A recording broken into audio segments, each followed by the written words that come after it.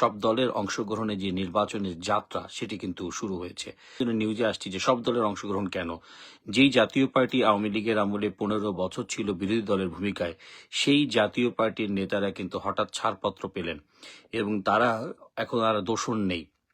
যারা 1-1.5 বছর আগেও ছিলেন দোসর জাতীয় পার্টি, তারাও কিন্তু দোসর নেই। মূলত জাতীয় পার্টির যে জোটটি আত্মপ্রকাশ করতে যাচ্ছে, এর মাধ্যমেই এক ধরনের টেস্ট হবে যে এটিতে আসলে রিপার্কেশন কেমন হয়। এরই মধ্যে জাতীয় পার্টির হয়ে অংশ নিতে যাচ্ছেন তারা সবাই 15 বছর আওয়ামী লীগের আমলে কেউ কেউ মন্ত্রীও ছিলেন এবং সেই জোটের হয়ে আওয়ামী লীগকে সহায়তা করেছেন। সো গত প্রায় এক সপ্তাহ ধরে যখন জাতীয় পার্টির এই জোটের কথা বলা হচ্ছে, মাঠে কিন্তু জাতীয় পার্টিকে নিয়ে সেই আলোচনা নেই যে এরা দোসর বা দোসরের দোসর। অর্থাৎ দেখা যাচ্ছে যে ব্যারিস্টার আনিসুল ইসলাম মাহমুদ জাতীয় পার্টি, তিনি ছিলেন আওয়ামী লীগের আমলের পানি সম্পদ মন্ত্রী এবং আমরা দেখেছি যে মুজিবুল হক চুন্নু, তিনি ছিলেন শ্রমমন্ত্রী। অর্থাৎ এরাই কিন্তু আবার এই নির্বাচনে অংশগ্রহণ করতে চাচ্ছে। অর্থাৎ গত 15 বছর যারা আওয়ামী লীগের বিভিন্ন কর্মকাণ্ডে যারা সহায়তা করেছে, তারা যখন প্রকাশ্যে একটি জোট গঠনের সিদ্ধান্ত নিয়ে আসছে, তার মানে সরকার বা যারা চাচ্ছে যে সব দলের অংশগ্রহণে নির্বাচন, তারা একটি টেস্ট হিসেবে দেখতে চায়, যেটির কারণে বলা হচ্ছে যে পার্টি টেস্টের পরে দেখবেন যে অকস্মাৎ কিন্তু আওয়ামী লীগেরও বিষয়টি সামনে চলে আসবে। কেননা এটিতে কেমন রিপার্কেশন হয়, কেমন ফিডব্যাক হয়, সেটির দিকে কিন্তু সবাই দেখতে চাইছে যে জাতীয় পার্টিকে যারা 15 বছর সব ধরনের সহায়তা করে আসলো আওয়ামী লীগকে, তারা যদি নির্বাচনে অংশ নিতে পারে, তাহলে আওয়ামী লীগ নয় কেন, তখন একটি লিগ্যাল ব্যাকগ্রাউন্ড তৈরি হবে। অর্থাৎ দোসরের দোসর যদি থাকতে পারে তাদের কথা মতো, তাহলে আওয়ামী লীগ আসবে না কেন? এটি কিন্তু একটি বড় প্রশ্নবোধক বিষয় হয়ে আসছে, যেটি কিন্তু দেখুন মানুষের যেটা বলা হচ্ছিল অ্যাটেনশন একদিকে থাকবে এবং আওয়ামী লীগ কিন্তু বারবারই বলে আসছিল যে বিজয় দিবসে তারা ফিরবে এবং আমরা বারবার বলছিলাম নিশ্চয়ই আওয়ামী লীগের সভানেত্রী শেখ হাসিনার কাছে এমন কোনো নিশ্চিত তথ্য আছে যার মাধ্যমে তিনি বারবার বলছিলেন যে তিনি এই ইসে আসতে চান, তিনি এই ইয়াতে তিনি অংশ নেবেন। ডিসেম্বরে যে আসবে, সেখানে তার দল এর রাজনৈতিক নিষেধাজ্ঞা উঠে যাবে এবং তার দল এই নির্বাচনে অংশ নিবে। যেটি বলা হচ্ছে যে এটি হচ্ছে এক ধরনের অ্যাসিড টেস্ট। অ্যাসিড টেস্ট এই অর্থে যে যখন দেখা যাবে যে মঞ্চে আওয়ামী লীগের সমস্ত সুবিধাভোগী এমপি মন্ত্রী, তারা যখন নির্বাচনী জোট গঠন করতে যাচ্ছে, তারা আত্মপ্রকাশ করতে যাচ্ছে, সেখানে কিন্তু চেয়ারম্যান হিসেবে রয়েছেন আনোয়ার হোসেন মঞ্জু, যিনি আওয়ামী লীগের আমলে আমরা জানি যে সড়ক মন্ত্রী ছিলেন এবং এছাড়াও কিন্তু আমরা জানি যে তিনি আওয়ামী লীগের আমলে এমপি নির্বাচন করেছেন, তারা হয়েছেন। অর্থাৎ এই বিষয়টি দেখা যাচ্ছে ব্যারিস্টার আনিসুল ইসলাম মাহমুদ তো দেখাই গিয়েছে যে এরশাদকে নাকানি চুবানি খাইয়ে প্রতিবারই কিভাবে হাসিনার সাথে থাকা যায় সেটিকে নিয়ে ব্যারিস্টার আনিসুল ইসলাম মাহমুদ লড়াই করেছেন। মুজিবুল্লাহ চুন্নু তাই।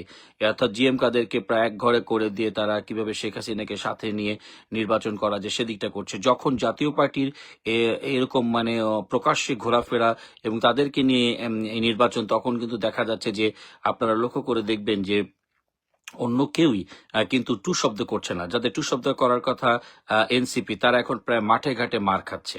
শব্দটি এই জন্যই বলা হচ্ছে মাঠে ঘাটে মার খাচ্ছে। আপনারা দেখবেন যে এনসিপির নেতাদের গতকালকে এবি পার্টির সেক্রেটারি ফুয়াদ, ব্যারিস্টার ফুয়াদ, তিনি বরিশালে কি নাজেহাল হয়েছেন, তাকে রীতিমতো তিনি হেনস্থার শিকার হয়েছেন।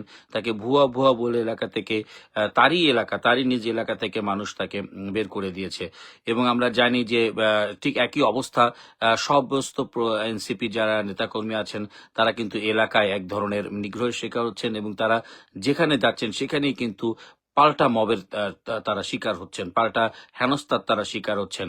সেই যে আগের মতো এই তোরা কই রাজুতে আয়, সেইটি আর নেই। মানুষ এখন পাল্টা তাদেরকে প্রতিহত করছে এবং এমন এক সময় করছে যখন নির্বাচন দোরগোড়ায়। অনেকে বলছেন যে যাদের উপর ভর করে এই সরকার নির্বাচনে জয়ী হয়েছেন, তাদেরকে ভুলে যেতে বসেছেন ডক্টর মোহাম্মদ ইউনূস, তাদেরকে অপাংতেয় করে তুলেছেন। আজকে এনসিপি জোট করে নাম সর্বস্ব দুটি দলের সাথে, যাদের কোনো ইয়া নেই। একটা হচ্ছে জামাতের বি টিম, যেটিকে বলা হয় এবি পার্টি, আরেকটি তো কি নামগন্ধ, মানে মানুষ শুনেছে কিনা তাও জানে না। যাই হোক, এদেরকে নিয়ে এনসিপি খড়কুটো ধরে আঁকড়ে দেখতে চায় এবং দেখুন আজকে হাসনাত আবদুল্লাহ বলছেন যে দরকার হলে তিনি স্বতন্ত্র লড়বেন। মানে এমন এক অবস্থায় চলে আসছে। এবং আরেকটু করা দেখার বিষয় যে উত্তরাঞ্চলের সমন্বয়ক বলা হচ্ছে সার্জিস আলম, অথচ তিনি উত্তরাঞ্চলেই অবাঞ্ছিত। তো এনসিপি যখন মাঠে ঘাটে সব জায়গায় মোটামুটি অবাঞ্ছিত, তারপরে নিগৃহীত, শারীরিকভাবে লাঞ্ছিত হচ্ছে, ঠিক একই সময় যারা 15 বছর আওয়ামী লীগের সাথে থাকলো সেই জাতীয় পার্টি বীর সব মানে সবই দর্পে তারা আত্মপ্রকাশ করতে যাচ্ছে এই ইলেকশনে, যেটি সবাই বলছে এটি আওয়ামী লীগকে আনবার আগে একটি ড্রাই রান। অর্থাৎ জাতীয় পার্টিকে আসার খবরে রিপার্কেশন কেমন হয়, মানুষ কিভাবে নেয়, সেটির উপর ভিত্তি করে এখানে আসবে। আপনারা জানেন যে আজও বেগম খালেদা জিয়ার যে শারীরিক অবস্থান কিন্তু আপডেট আমরা আনুষ্ঠানিকভাবে জানিনি। অর্থাৎ তিনি কেমন আছেন, কিভাবে আছেন, সেই বিষয়টি কিন্তু এখনো প্রকাশ্যে আসছে না। সো একদিকে বেগম খালেদা জিয়ার শারীরিক ইস্যুটাকে জিয়ে রাখা হচ্ছে, অন্যদিকে জাতীয় পার্টির ব্যারিস্টার আনিসুল ইসলাম মাহমুদের নেতৃত্বে যেই দলটি তারা রয়েছে।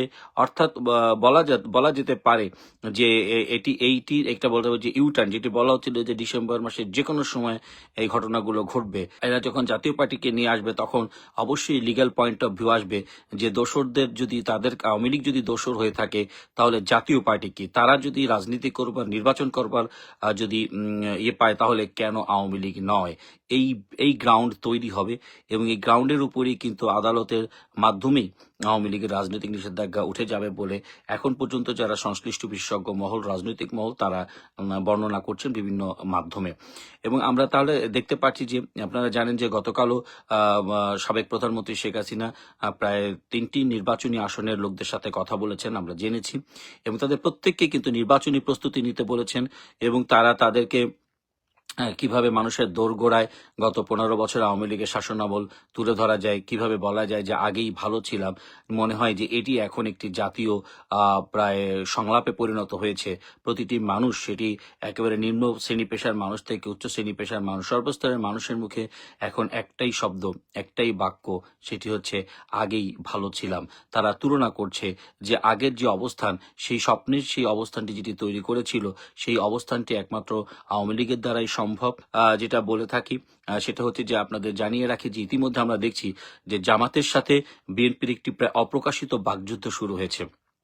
আজ বিএনপির যিনি সিনিয়র সিনিয়র চেয়ারপারসন যিনি তারেক রহমান, তিনি কি বলছেন, তিনি বলছেন যে সিনিয়র ভারপ্রাপ্ত চেয়ারপারসন যিনি, তিনি বলছেন যে 71 সালে জামাতের তারা ভূমিকা করেছেন, যারা সে সময় মুক্তিযুদ্ধে ভূমিকা রেখেছে। অর্থাৎ প্রায় প্রকাশ্য বাকযুদ্ধ শুরু হয়ে গেছে। মির্জা ফখরুল ইসলাম আলমগীর এটি করছে। রাজনৈতিক মহল অবশ্য বলার চেষ্টা করছেন বিএনপি আওয়ামী লীগের যারা মুক্তিযুদ্ধ প্রেমী দল তাদের ভোট টানার চেষ্টা করছে। সেই সাথে আওয়ামী লীগের পক্ষ থেকে বলা হচ্ছে যে যদি এটা বিএনপি মনে করে থাকে তাহলে সেটি হবে ভুল, কেননা এই বিএনপি কিন্তু আওয়ামী লীগের ভাষায় জামাতের দুজন নেতার গাড়িতে জাতীয় পতাকা চড়েছিল। কাজেই আবার জামাত ইসলামীও কিন্তু কম যাচ্ছে না রাজনীতির মাঠে, তারাও কিন্তু বিএনপিকে অ্যাটাক করে কথা বলছে।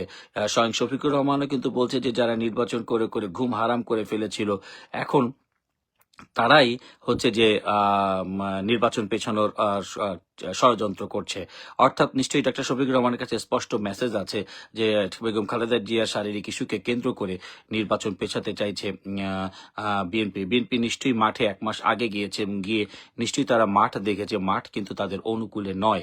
সারা বাংলাদেশে যতটুকু নির্বাচনী জোয়ার বা জনজাগরণ রয়েছে সেটিকে বিএনপি তাদের অনুকূলে এখন পর্যন্ত মনে করছে না। সর্বশেষ 10 দিন বিএনপি চেয়ারপারসন বেগম খালেদা জিয়ার শারীরিক ইস্যুকে কেন্দ্র করে মাঠে যে সমস্ত বিএনপি নেতারা কাজ করছেন তারাও কিন্তু অনেকটা হতাশ হয়ে পড়ছেন যে কে তাদের দৃশ্যমান নেতা এবং কে তাদের আগামী দিনের প্রধানমন্ত্রী। যেটি এই সমস্যাটি অবশ্য বাংলাদেশ আওয়ামী লীগের নেই, কেননা বাংলাদেশ আওয়ামী লীগের সভানেত্রী শেখ হাসিনা নিজেই দেখভাল করছেন এবং তিনি নিজেই তৃণমূলের নেতাদের সাথে প্রতিদিন সময় করে কথা বলছেন এবং তাদেরকে দিক নির্দেশনা দিচ্ছেন এবং শেখ হাসিনা এখন প্রতিদিন প্রায় 2টি থেকে 3টি নির্বাচনী আসনের সাথে তিনি কথা বলছেন এবং তাদের প্রত্যেকেরই কিন্তু একটি কথা যে তোমরা নির্বাচনী প্রস্তুতিতে যাও এবং আওয়ামী লীগের যে 15 বছরের যে শাসনামলের যে উন্নয়ন সেটিকে তুলে ধরো এবং একটি স্লোগান ঘরে ঘরে পৌঁছে দাও, সেটি হচ্ছে আগেই ভালো ছিলাম। যেন আগেই ভালো ছিলাম এই কথাটি বললে যেন মানুষ বুঝে যায়। সবচেয়ে বড় ব্যাপার হচ্ছে এখন আগেই ভালো ছিলাম কিন্তু আওয়ামী লীগের নেতাকর্মীদের মধ্যে নেই। আমরা দেখতে পাচ্ছি যে সম্প্রতি দুটি রাজনৈতিক বক্তব্য প্রকাশ্যে এসেছে। একটি হচ্ছে বিএনপির মির্জা আব্বাস, তিনি কিন্তু বলেছিল যে এই জামাত এবং শিবিরের যে দৌরাত্ম্য, এটি দমাতে আগে আওয়ামী লীগের ভূমিকাই ভালো ছিল। অর্থাৎ তিনিও কিন্তু প্রসঙ্গক্রমে বলে দিলেন যে আগেই ভালো ছিল বিষয়টা। আবার ওদিকে জামাতও কম যায় না, জামাতও কিন্তু বলছে যে অতীতের যে কোনো সময় হচ্ছে যে আহ, এই এই জায়গাটি থেকে মূলত যে ইয়েতে দিতে চাচ্ছে যে আগের চেয়ে ভালো ছিল, এখন বিএনপির লাফালাফিটা অনেক বেশি মনে হচ্ছে। অর্থাৎ প্রায় দুটি প্রধান রাজনৈতিক দলই কিন্তু স্বীকার করে নিচ্ছেন যে আগে ভালো ছিলাম। যে জামাতের একটি আসনকে ঘিরে সামাজিক যোগাযোগ মাধ্যমে বেশ সয়লাভ হয়ে গেছি, সেটি আপনারা জানেন যে খুলনা 1 আসনের একজন সংখ্যালঘু নেতা, তো তাকে নিয়ে মূলত এই সরগরম হয়ে গেছে সামাজিক যোগাযোগ মাধ্যম। মিস্টার কৃষ্ণ নন্দী এসেছেন যে মাত্র কদিন আগেও জামাত ইসলামীর আমির বলেছিলেন যে জামাত ইসলামী এমন একটি দল যাদের কোনো নেতা সিগারেট পর্যন্ত স্পর্শ করে না। মূলত এমনটি বলার পরপরই কিন্তু দেখা যাচ্ছে যে কৃষ্ণনন্দীর যে ছবিটা এসেছে একটি জাতীয় গণমাধ্যম, জাতীয় পত্রিকা সহ অন্যান্য গণমাধ্যমে, যে তার হাতে কিন্তু একটি গ্লাস লক্ষ্য করা যাচ্ছে সম্ভবত অ্যালকোহলের। তো এটি নিয়ে কিন্তু সামাজিক যোগাযোগ মাধ্যমে বেশ ট্রল চলছে যে তাদের আমিরের সার্টিফিকেটের পাওয়া 7 দিনের মধ্যে একই দৃশ্য। আবার আমরা লক্ষ্য করছি যে এরই মধ্যে একের পর এক জামাতের নেতাদের এগুলো চলে আসছে। আজ যেটি আসছে শিশির মনিরের বিপক্ষে রোজানা পূজা, এই মন্তব্যকে ঘিরে অলরেডি ব্যারিস্টার শিশির মনিরের বিরুদ্ধে একটি মামলা দায়ের করা হয়েছে। সামাজিক যোগাযোগ মাধ্যমে একজন নারীকে শিশির মনিরের বিপক্ষে হেনস্থার কথা তুলে ধরে তিনি তার বক্তব্য রাখছেন। সত্য মিথ্যা অবশ্য এখনো তা জানা যায়নি। তবে এটাও ভাবছে যে এনসিপি এখন আসলে রাস্তায় পথে ঘাটে কেন মার খাচ্ছে, কেন তাদেরকে দেখলেই মানুষ গালাগাল করছে, কেন তাদেরকে মানুষ হেনস্থা করছে। তারা তো জাতীয় বীর হবার কথা ছিল, কেন এনসিপির আজকে নেতাকর্মীরা বাইরে বের হতে পারছে না, গণসংযোগ করতে পারছে না? আজকে তাহলে কোথায় তাদের সেই হাকডাকটি তাহলে কোথায় গেল? যাই হোক, এই যখন কন্ডিশন, তাহলে শেষে আমরা শেষ করছি বক্তব্যটি এইভাবে দিয়ে। আপনারা আজও দেখেছেন যে তফসিলের যে তারিখ, সেটি নিয়ে গণমাধ্যমে অনেক রকম খবর এসেছে, কিন্তু কোনো খবরই কিন্তু স্পষ্টভাবে বলা হয়নি এক্স্যাক্টলি কোন তারিখে তফসিল ঘোষণা করা হচ্ছে এবং কবে নির্বাচন। এর আগে আমরা যতগুলোতে দেখেছিলাম তখন কিন্তু আমরা এই তখনকার প্রধানমন্ত্রী কিংবা যিনি তত্ত্বাবধায়ক সরকার প্রধান ছিলেন, শুধু 91 থেকে ধরি, তখন থেকে কিন্তু একটা ধারণা পাওয়া যেত বা বলাই হতো গণমাধ্যমে অমুক তারিখ ভোর। কিন্তু এবার সব বিষয়গুলো এরকম এই হবে, খুব উৎসাহ উদ্দীপনা হবে, খুব গ্রহণযোগ্য নির্বাচন হবে, খুব এইটা হবে, খুব সেইটা হবে, কিন্তু তারিখ জানা নেই। এবং গতকালকে তো ইসি সচিব বলেই দিয়েছেন যে তফসিলের তারিখ এখনো পর্যন্ত নির্ধারণ হয় নাই। অথচ আজকে ইসি সচিব বলছে আমরা হঠাৎ করে যে তফসিল ঘোষণা করব। অর্থাৎ এই যে এই সমস্ত কথাবার্তাগুলো, জনগণ তো এখন আর বোকা নয়, প্রত্যেকের হাতেই মোবাইল আছে, প্রত্যেকের হাতে ইন্টারনেট আছে, তারা জানে যে আসলে what is happening and what is going on. টি পার্টিকে যদি ট্রায়ালের মেনে নেওয়া হয় তাহলে নেক্সট আওয়ামী লীগ, এবং সেটি এই মাসেই। তবে দুঃখের বিষয় হচ্ছে যে বিজয়ের মাস চলছে, আপনারা কি আপনাদের আশেপাশে বিজয়ের ডিসেম্বরের মাসের কোনো প্রকার প্রতিধ্বনি শুনতে পান? এদেশ তো আমাদের লাখো শহীদের রক্তে ভেজা বাংলাদেশ। সেই শহীদে ভেজা রক্তের বাংলাদেশের বিজয় দিবসে ঠিক আরো একটি নির্মিষ বিজয় দিবস উদযাপন দেখছে সারা বাংলাদেশ।